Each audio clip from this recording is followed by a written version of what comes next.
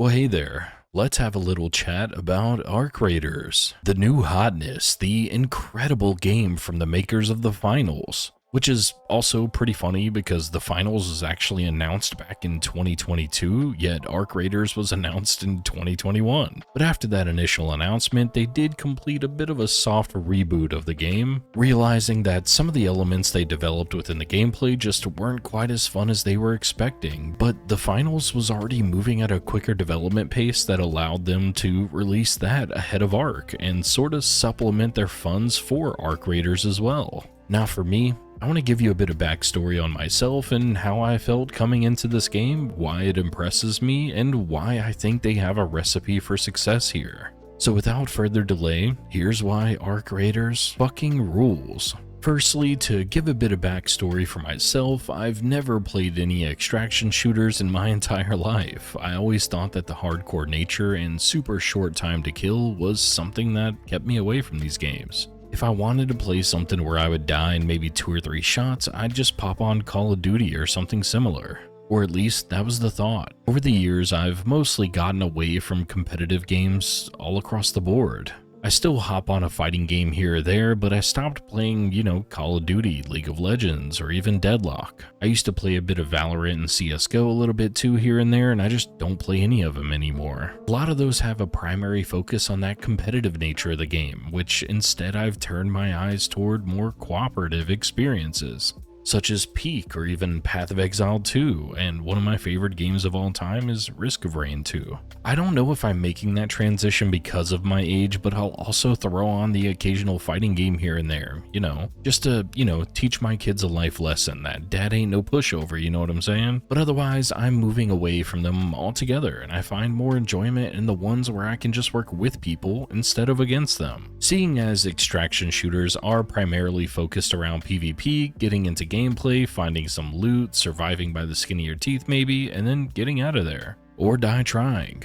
I just truly was not interested in the slightest. But the more that I kept seeing and hearing about Arc Raiders, it kept intriguing me. So let's get into what grabbed me and made me want to play, and then the reason why I think I'll stick around for the long haul. Third-person buttery smoothness. That's how I would describe this gameplay to anyone who asks. I enjoy first-person and third-person games. For some reason or another though, I've enjoyed third-person just a little bit more. It's just a preference. I've always been this way, so that was a bonus coming into this, seeing the trailers, along with all the initial tech tests and such from YouTubers and the like. It also had a realistic art style, but stylized in a way that made it unique. It takes place in a post-apocalyptic world that has a bit of character to it. It's not just your basic rundown city. Instead, it's a city buried in the sand, where you can dip in and out of cover in buildings half sunken into the sand. There's also a broken down highway high above the city that casts a shadow on everything that you can also get up to.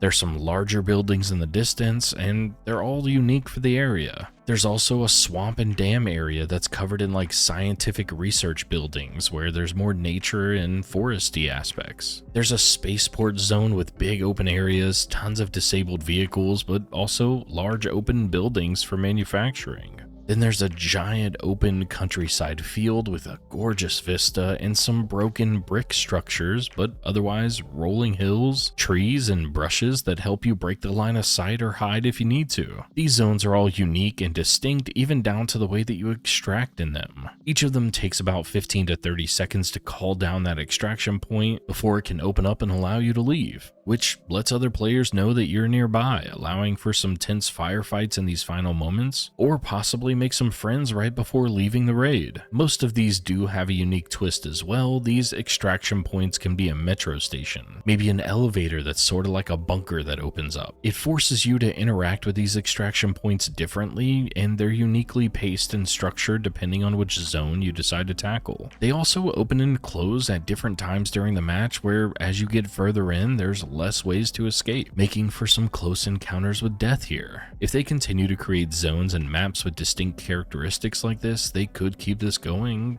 infinitely, right? There's also some sort of thunderstorm event that's happening in a week, and I'm excited to see what changes that can bring to the map that it's being held on. Next up, I want to tackle the gameplay. Just like the finals, movement is at the forefront here. You have a stamina bar that's used for sprinting and the like, but you're able to slide, roll, and mantle around for tons of movement options. You're not extremely fast, but there is a skill tree that can speed some of this up, and I'll talk more about that in a moment, but being able to use your agility to kind of quickly outmaneuver an arc that's trying to hunt you down or other players, it's a great feeling, and as I said before, it's also buttery smooth. I've almost never come across an issue where I got stuck on something or like clipped through the environment or anything close to bugs like that in this game. Shooting is also done very well. No guns really feel useless or painful to use. They all have their unique uses, of course, and I do have some preferences, but outside of those, I enjoy pretty much every weapon that I hop into a raid with. All of the other combat options are implemented well, like grenades are fantastic, they feel and sound as they should, also delivering a good impact upon use. Consumables for healing are quick and minimal. I don't feel like there's any moment of actual gameplay where I feel bogged down in any way. Nothing really slows you down or anything like that. Yet the game does have some incredible stealth systems on display. You can crouch walk or even slow this down to a tiptoe, because audio is a big feature in this game as well, so let's go ahead and chat about that for a moment. The audio is extremely impressive. It's probably the best aspect of the game, to be honest with you. Its spatial recognition of everything related to your character is always spot on, whether it be a wasp or a rocketeer flying overhead, or another player whispering to me through the walls. I always know exactly where they are,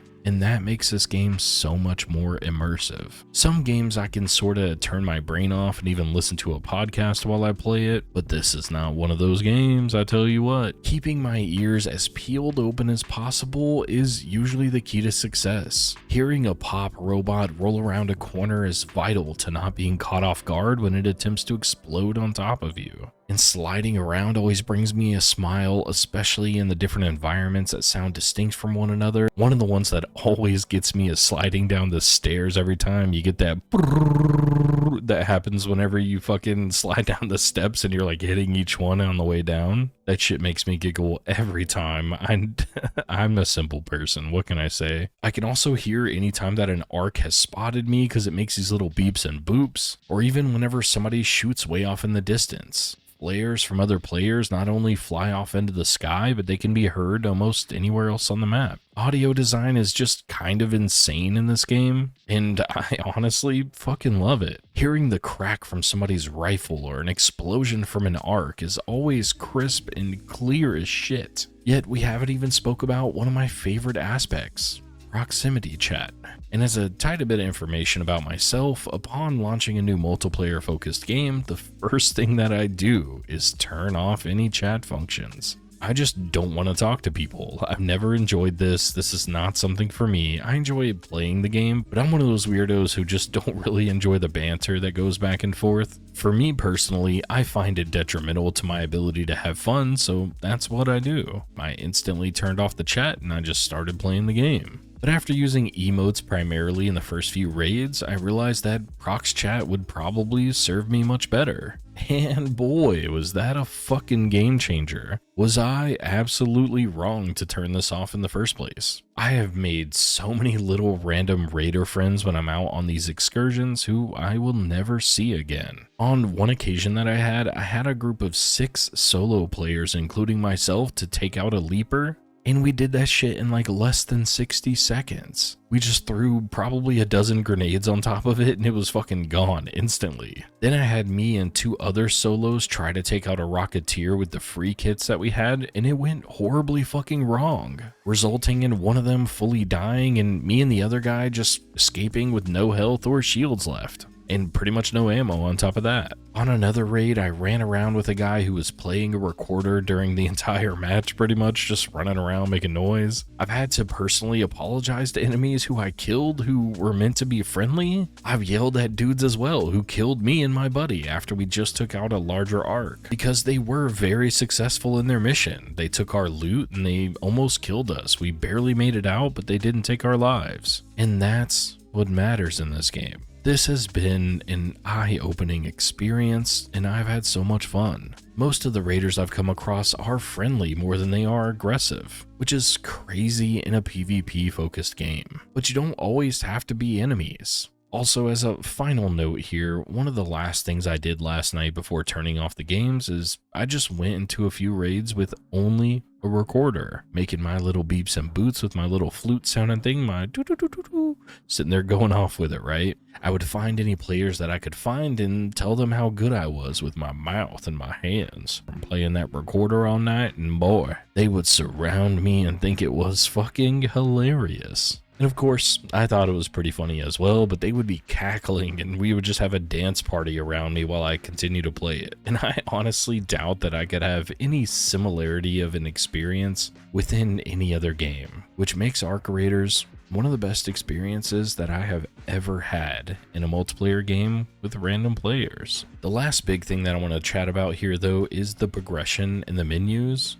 and that's what's going to keep me kind of sticking around for the long haul. When you're in a raid though, everything is pretty straightforward. You loot something after a small window pops up showing you everything that's available after a few seconds. You can choose to take it, leave it, or break it down for parts. This process is made simple by the UI and the readability of the content. Your inventory, missions, and everything else are so easy to find details and information that I've rarely been left wanting more. Then as we return to the city, there are shops and workbenches, quests, and the like. They're all shown with a relative simplicity, and it took me and my buddy a few moments to kind of navigate it and figure it out when we first launched the game, but we did so without needing to research anything or watch a video. It's intuitive, and it was made easy for someone like me who honestly pretty much just hates spending any amount of time within a menu trying to figure it all out. But that leads us into progression here. You have quests that progressively get a little bit harder, from bringing specific items to an NPC or going and repairing a building, maybe killing a bigger, badder arc just to harvest its parts and bring it back to someone else. You have quests that progressively get harder, from bringing specific items to an NPC, maybe repairing a building, or killing that big bad dude to bring its scanner or weapon. Once you bring it back with you, you'll turn it into an NPC, and they end up giving you some key items that help you succeed in future runs. But there's also a skill tree and workshop upgrades. We also can't forget about Scrappy the Cock. And yes, I do mean that. He is a chicken. But after finding specific items, you can upgrade each of these, and this is after you craft them in the first place. Once upgraded, you can create new items or upgrade items within your inventory further than before. Weapon upgrades, higher tier healing items, or grenades that pack more of a punch. These all lead me to getting into a raid with a purpose. Sometimes it's just to have a free kit and get as many things as possible to simply scrap or sell. Either way though, I'm working towards something. Most any action that you do also grants you XP to level up and gain some perks on the skill tree. For me, I've been focusing mostly on the movement skill tree, which grants you a bit more stamina in total and the ability to slide or mantle a little bit easier and faster, while my friend has been focusing on being a little more stealthy and looting faster. These seem to be minimal increases, so if you're going to go up against a player who's like level 30 while you're level 1, it will not dramatically change the outcome of that fight. Gear can of course make the difference here, but it's mostly going to come down to skill. There's also a battle pass, which I am not a fan of since of course I did have to pay for the game. And sure, you can unlock a few things for free. You get the first battle pass as a purchase for the game. But upon launching the game and seeing this with a few optional cosmetic items to purchase as well, just gave me a bit of a sour taste. I already bought your game, and I know it's a live service game and that's what keeps the money machine turning for these developers, but it is something to consider when buying it because it was a turnoff for me. But leaving off here with my final thoughts, I fucking love this game. I went to bed last night going, man, I think this is one of my new favorite games of all time. It's only been 3 days and I feel like I'm absolutely obsessed. I've put in over 20 hours in just those 3 days. Like, I don't even want to be making this video right now or writing this script because I'd rather just be getting out there and gathering loot, fighting off random Ark robots, and chatting with raiders. It's such a fun gameplay loop with systems that keep you engaged, a compelling progression system, unique visuals that on occasion impress more than some single player games. I've enjoyed literally every second of this game, and the raids can be short and quick that never exceed 30 minutes. You can also choose to leave early if you want to, and I love that freedom of choice of how I want to play, where I want to go, and what I want to accomplish, while also being surrounded by all these incredibly fun moments that consistently pop up. From a giant leaper trying to jump on top of us as we're leaving in an elevator trying to extract, to a bombardier just throwing bombs on top of us as we're trying to loot a building. It's never not gonna be fun. And of course, it is a bit of a honeymoon phase, and I think all of these components brought together are gonna be the reason that make me stick around for a very long time. So if you're new to extraction shooters like I am, just give it a shot. Maybe watch some gameplay, hang out with some friends, or go in solo, chat with some raiders. But if you happen to see someone with a recorder surrounded by a bunch of other players dancing around, come over and say hi. Join in the dance. But other than that, I'll see you out there on topside.